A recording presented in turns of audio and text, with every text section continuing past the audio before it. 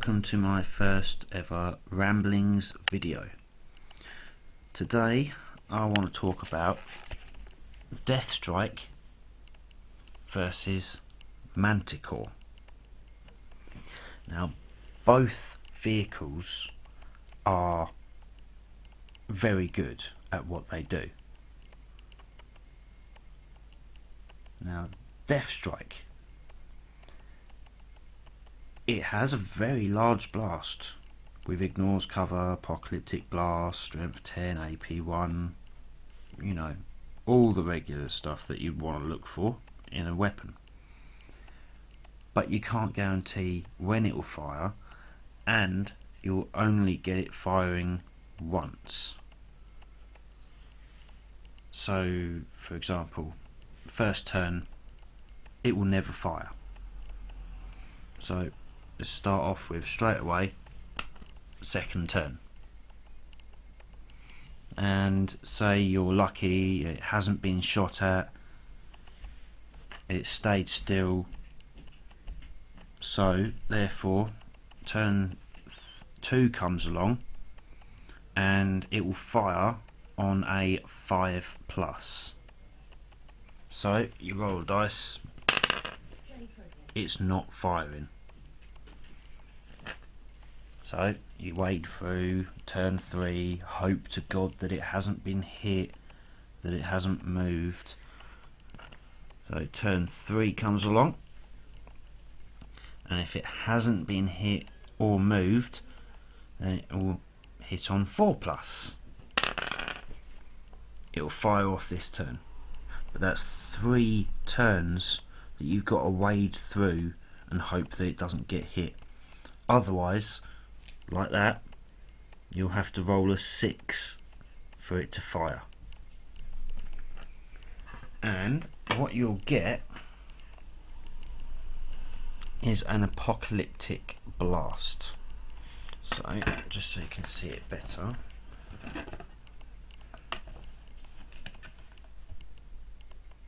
there we go. Everything from this rim all the way around that, everything within that will be hit with a strength 10, AP1, ignores cover, apocalyptic blast. Very nice. That's definitely something that you would definitely want to bring in an apocalyptic game. Bring down loads and loads of enemy targets, infantry and armour, and just strip away all of their cover saves. Now we go to the Manticore. Now comparing the blast markers, there is a bit of a difference in size, but the large blast marker isn't actually that much difference in size. And on top of that, you can have up to D3 of these shooting, and you don't need to wait for turn 2. It will always fire. You have 4 shots, you only have 4 shots in a game, but you can fire on turn 1 and you hit D3, so that's 3 shots. So you place down your marker, say that's your target, so obviously you're going to place your marker on top of him. It could be a whole squadron, it could be a tank, and then you roll your scatter, direct hit straight off, everything underneath that large blast marker. But then you've still got 2 more. Direct hit again, everything underneath it gets hit again, and it scatters off that way. So you just flip it that way, you've got everything over there as well. Possibilities of getting other tanks, other units. But that's 2 large blast markers around your main target, plus 1 over there.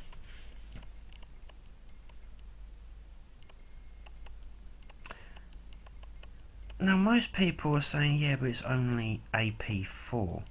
But what you got to think about is it's strength 10. You're still instant killing most infantry, almost all infantry, because it's double strength. Unless they've got an invulnerable save, they're still dead.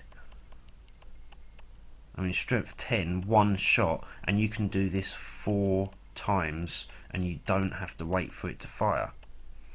Very good when it comes to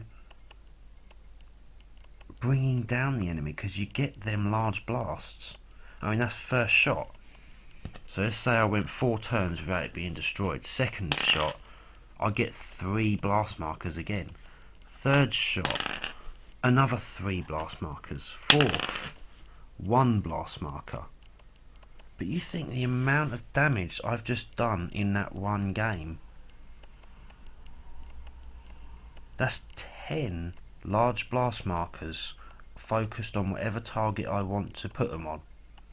I don't have to wait for the apocalyptic blast, only one single shot, but I get 4 D3 heavy shots. AP4, it does mean you can't blow up vehicles, but is that a problem? I mean, one shot from that, you could literally blow up. One strike from the death strike, you could literally blow up vehicles with. Blow them to smithereens because it's AP1. Manticores. So say that target from that I did there earlier, that would have hit a tank with it flipping over as well, because most tanks are larger than blast marker. That would have hit this tank even over that side. So that would have hit 3 times with a strength 10 weapon. You're still going to blow up the tank. And it's not going to explode, but it'll wreck it. And any infantry underneath, well, instant death. So, trying to compare the two. Death strike missiles against manticores. Which one is worth paying the points for? The answer, both of them. Yep, both of them. Manticores, very good in basic regular games. You'll bring down a lot of tanks, bring down a hell of a lot of infantry, and you get all them shots that are guaranteed to go off. Death strikes, not so good in a regular game. Because regular games, people have only got small armies, they spread them out. If in an apocalypse game, definitely worth it. Definitely pay the points for one. Definitely purchase a death strike if you're going for an apocalypse army. An apocalypse battle, you're going to have lots of cramped tanks.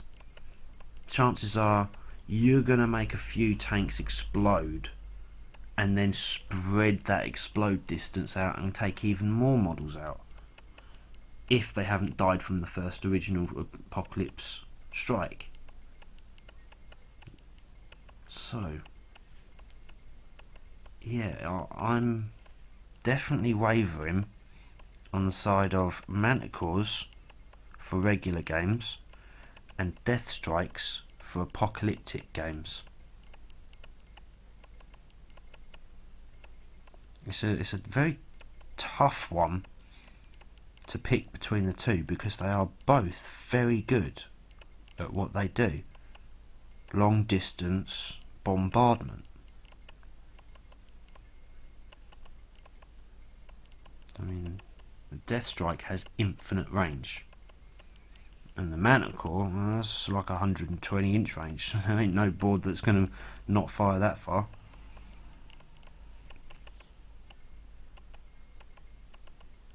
So yeah, eventually I'm looking to get a death strike for my apocalypse games, and another manticore, so I can have 2 manticores piling out a bit of firepower together. Guaranteed carnage, either way, because I'll have 2 manticores with D3 firing each, and I have the death strike that will eventually fire off. It will fire off in a game, unless the tank gets exploded. You can't destroy the missile. Yeah. Alright then. Take it easy. Good game.